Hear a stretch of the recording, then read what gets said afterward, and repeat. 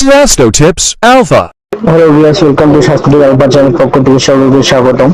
আজকের এই ভিডিওতে আমি আপনাদের সাথে আলোচনা করব, যদি আপনাদের বেশি ক্লান্ত অনুভব হয়, হাত পা ঝিনঝিন করে অথবা শরীর যদি ভিটামিনের অভাবে ঘটিয়ে থাকে, সেক্ষেত্রে আপনি কি ধরনের মেডিসিন খেতে পারেন এমন একটি ওষুধ নিয়ে আজকে আলোচনা করবো আপনাদের সাথে।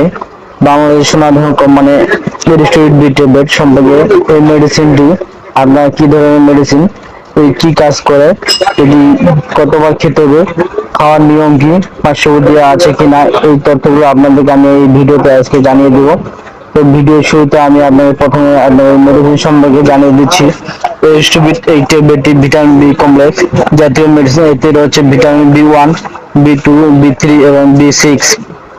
এই মেডিসিনটা আপনারা এক কোটাতে থাকে 7 দিনের মতো ট্যাবলেট। এটি তৈরি করেছে আপনার ভ্যাকসিন ফার্মা লিমিটেড এবং এই কোটার দাম পড়বে আপনার 37 টাকা। এটি আপনারা যে কোনো ফার্মেসি পাবেন। এখন আপনাদেরকে জানিয়ে দিচ্ছি যে এই মেডিসিনটির উপকারিতা বা কোন কোন সমস্যা আপনারা খেতে পারেন।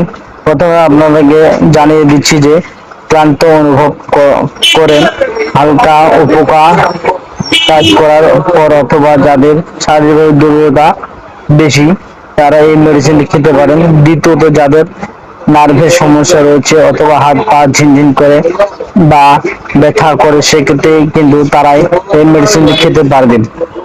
আবার অনেক সময় দেখা যায় অনেকে রক্ত হিমোগ্লোবিন কমে যায়, বা যাদের ডায়াবেটিস রয়েছে তাদের স্টোরের সমস্যা যদি হয়ে থাকে, সেক্ষেত্রে কিন্তু এই মেডিসিনটি কাজ করে থাকে। আর এই মেডিসিনটির আরেকটি কাজ হচ্ছে যে এই মেডিসিনটি কিন্তু আপনার ত্বকের সমস্যা বা চুল পড়া রোধ করতে সাহায্য করে। তো এই হচ্ছে মেডিসিনটির কাজ। এবার আপনাদেরকে জানিয়ে দিচ্ছি, আপনাদের এই মেডিসিনটি খাওয়ার পরিমাণ সম্পর্কে জানিয়ে দিচ্ছি। যারা প্রাপ্ত ব্যক্তিরা রয়েছেন, তারা এই মেডিসিন এক এক করে দিনে 1 থেকে 2 বার অথবা পরের দিন কোনো সমস্যা হয়, বেশি হয়, সেক্ষেত্রে দিনে 2টি খাবেন। আর কোনো সমস্যা যদি কম থাকে, সেক্ষেত্রে দিনে 1বার করে খাবেন ভরা পেটে। আর শিশুদের ক্ষেত্রে রয়েছে এই জাতীয় ভিটামিন সিরাপ। তারা এই মেডিসিনটা আপনারা অবশ্যই একটানা পুরো কোর্স শেষ করতে হবে যদি আপনারা ভালো ফলাফল পেতে চান। আরেকটি বিষয় হচ্ছে যে মেডিসিনের কিছু পার্শ্বপ্রতিক্রিয়া রয়েছে, যেমন আপনাদের পেটে একটা ভাব লাগতে পারে বা অ্যালার্জি বা মাথা ঘোরা, এই সমস্যা দেখা দিতে পারে।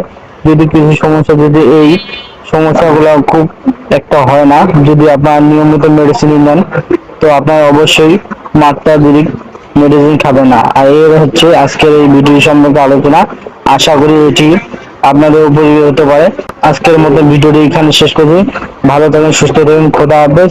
আর আমার চ্যানেল নতুন সদস্য, চ্যানেলটি অবশ্যই সাবস্ক্রাইব করুন এবং পাশে থাকা বেল আইকনটি ক্লিক করুন, যাতে করে আমি ভিডিও দেওয়ার সাথে আপনাদের আগে নোটিফিকেশন পৌঁছে যায়। খোদা হাফেজ, আসসালামু আলাইকুম রহমতুল্লাহ। Astro Tips Alpha.